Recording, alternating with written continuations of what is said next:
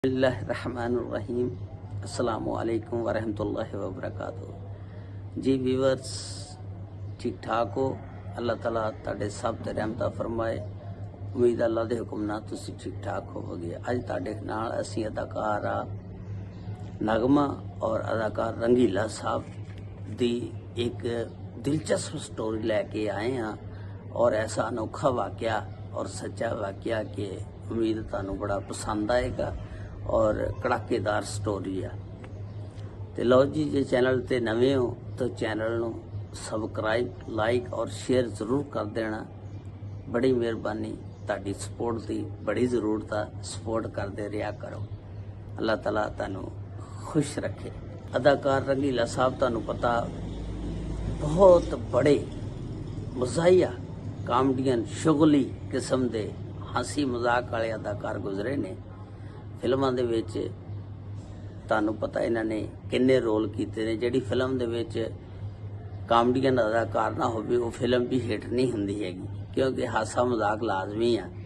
क्योंकि जिस वेले बंदा बोर हो जाता फिल्म नूं वेखदे फिर हासे मजाक वाला कोई एक अद्धा सीन आ जाए ना, बंदा फिर उठ के बह जाता, क्योंकि शुगली सीन हुंदा जरा बंदे दे दिलचस्पी बढ़ाउण वास्ते।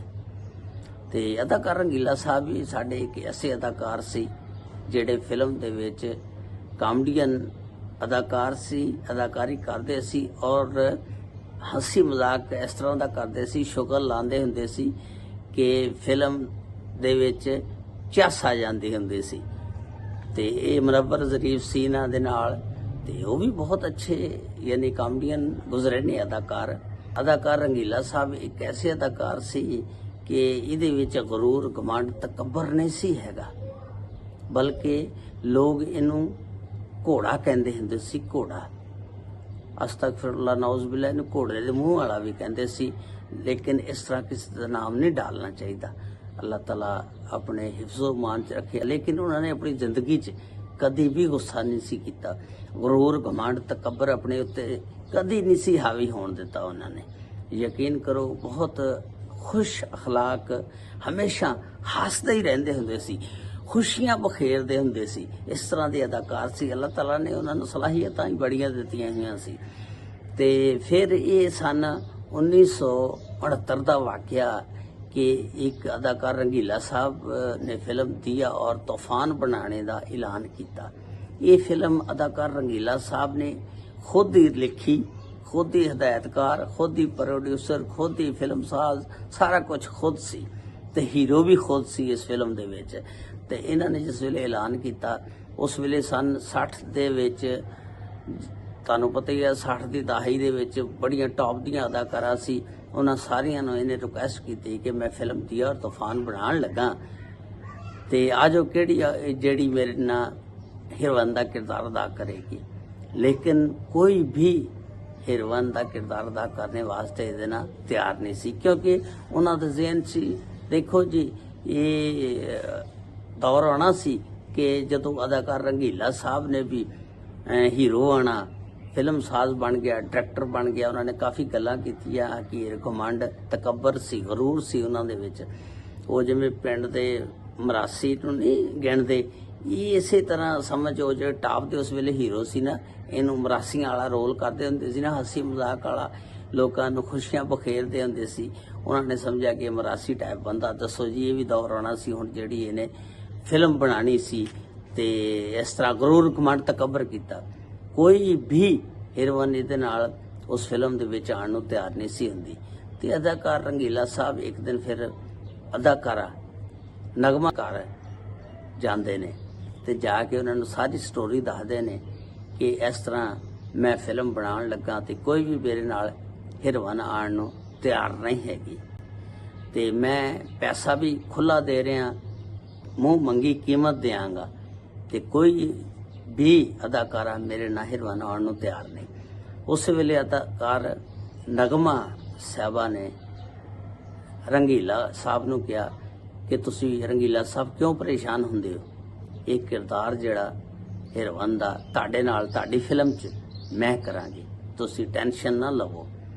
ते आओ ये तुहाडा इंटरव्यू मैं अदाकारा ਨਗਮਾ ਬੇਗਮ ਦਾ ਜਿਹੜਾ ਉਹਨਾਂ ਨੇ ਮੈਟਰੋ ਲਾਈਵ ਤੇ ਟੀਵੀ ਤੇ ਦਿੱਤਾ, ਤੁਹਾਨੂੰ ਸੁਣਵਾਉਣਾ, ਉਹਨੂੰ ਗੌਰ ਨਾਲ सुनो। रंगीले की फिल्म थी दिया और तूफान, बिल्कुल। कोई हीरोइन तैयार नहीं थी, मैं भी हीरोइन थी उस वक्त, और बाकी हीरोइन कोई तैयार नहीं थी कि वो उसके साथ काम करे। ਹੁਣ ਤੁਸੀਂ ਖੁਦ ਦੇਖ ਲਿਆ, ਅਦਾਕਾਰ ਨਗਮਾ ਨੇ ਇੰਟਰਵਿਊ ਵਿੱਚ ਇਸ ਗੱਲ ਦਾ ਇਤਰਾਫ ਕੀਤਾ ਤੇ ਔਰ ਉਹਨਾਂ ਨੇ ਫਿਰ ਉਸ ਫਿਲਮ ਦੇ ਵਿੱਚ ਕੰਮ ਕੀਤਾ ਔਰ ਫਿਰ ਫਿਲਮ ਜਿਸ ਵੇਲੇ 1969 ਦੇ ਵਿੱਚ ਉਹ ਬਣਦੀ ਆ, ਰਿਲੀਜ਼ ਹੋਈ, ਯਕੀਨ ਕਰੋ ਉਸ ਫਿਲਮ ਨੇ ਫਿਰ ਬੜੀ ਕਮਾਈ ਕੀਤੀ, ਹਿੱਟ ਹੋ ਗਈ ਫਿਲਮ। ਉਹ ਜਿਸ ਵੇਲੇ ਹਿੱਟ ਹੋ ਗਈ, ਜਿਹੜੇ ਲੋਕ ਗਰੂਰ ਘਮੰਡ ਤਕੱਬਰ ਕਰਦੇ ਸੀ, ਉਹਨਾਂ ਦੇ ਗਰੂਰ ਘਮੰਡ ਤਕੱਬਰ ਕਿੱਧਰ ਗਏ? ਫਿਰ ਉਹ ਪਰੇਸ਼ਾਨ ਹੋਣ ਤੇ ਟੈਨਸ਼ਨ ਪਈ ਆ ਰਹੀ, ਰੰਗੀਲਾ ਵੀ ਚੜ ਗਿਆ ਕਿਉਂਕਿ ਜੈਲਸ ਤਾਂ ਫਿਰ ਹੁੰਦੀ ਹੈ ਨਾ, ਫਿਲਮ ਇੰਡਸਟਰੀ ਦੇ ਵਿੱਚ ਵੀ ਜੈਲਸਪਨ ਹੈਗਾ, ਇੱਕ ਦੂਜੇ ਕੋਲੋਂ ਜਲਦੇ ਨੇ, ਸੜਦੇ ਨੇ। ਫਿਰ ਜਦੋਂ ਜਿਹੜੇ ਲੋਕ ਕਹਿੰਦੇ ਸੀ ਦੇਖੋ ਜੀ ਅਦਾਕਾਰ ਰੰਗੀਲਾ ਵੀ ਇਹ ਦੌਰ ਆਏਗਾ ਕਿ ਇਹ ਹਦਾਇਤਕਾਰੀ ਵੀ ਕਰੇਗਾ, ਫਿਲਮ ਸਾਜ਼ ਵੀ ਹੋਏਗਾ, ਪ੍ਰੋਡਿਊਸਰ ਵੀ ਹੋਏਗਾ, ਯਾਨੀ ਹਦਾਇਤਕਾਰ ਵੀ ਹੋਏਗਾ, ਡਾਇਰੈਕਟਰ, ਸਾਰਾ ਕੁਝ ਹੀ ਹੋਏਗਾ, ਰਾਈਟਰ ਵੀ ਹੋਏਗਾ, ਤੇ ਉਹ ਲੋਕਾਂ ਦੇ ਮੂੰਹ ਬੰਦ ਹੋ ਗਏ। ਔਰ ਫਿਰ ਉਸ ਤੋਂ ਬਾਅਦ ਜਿਸ ਵੇਲੇ ਵੀ ਫਿਲਮ ਸਾਜ਼ ਰੰਗੀਲਾ ਨੇ ਫਿਲਮ ਬਣਾਉਣੀ ਸ਼ੁਰੂ ਕੀਤੀ ਤੇ ਸਾਰੀਆਂ ਅਦਾਕਾਰਾਂ ਇਹਦੇ ਪਿੱਛੇ ਪਿੱਛੇ ਫਿਰਦੀਆਂ ਹੁੰਦੀਆਂ ਸੀ ਕਿ ਸਾਨੂੰ ਕਾਸਟ ਕਰੋ, ਸਾਨੂੰ ਕਾਸਟ ਕਰੋ।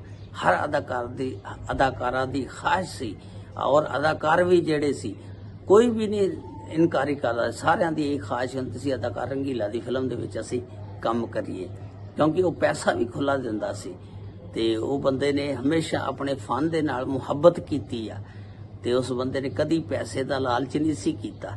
ਯਕੀਨ ਕੋ ਐਸਾ ਅਦਾਕਾਰ ਸੀ, ਐਸਾ ਕਾਮੇਡੀਅਨ ਸੀ, ਮਜ਼ਾਕ ਬਖੇਰਦਾ ਸੀ, ਯਕੀਨ ਕਰੋ ਇੱਕ ਮਹਿਫਲ ਨੂੰ ਬੰਦ ਦਿੰਦਾ ਸੀ ਔਰ ਮਜ਼ਾਕ ਕਰ ਕਰਕੇ, ਸ਼ੁਗਲ ਕਰ ਕਰਕੇ।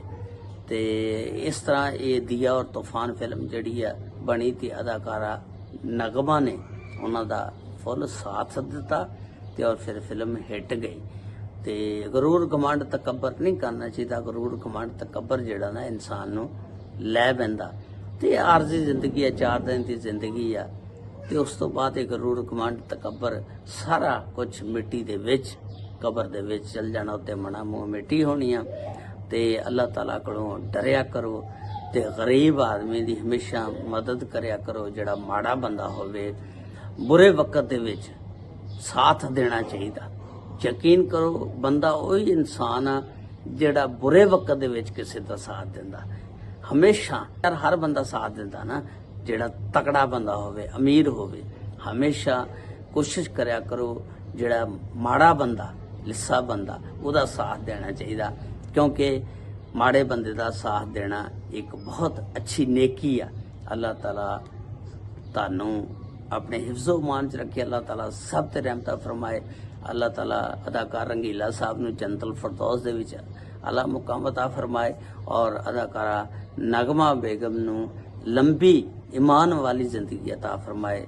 ਸਾਡੀਆਂ ਦੁਆਵਾਂ ਤੁਹਾਡੇ ਨਾਲ ਨੇ। ਅੱਲਾਹ ਤਾਲਾ ਆਪਣੇ ਹਿਫਜ਼ੋ ਮਾਨ ਚ ਰੱਖੇ।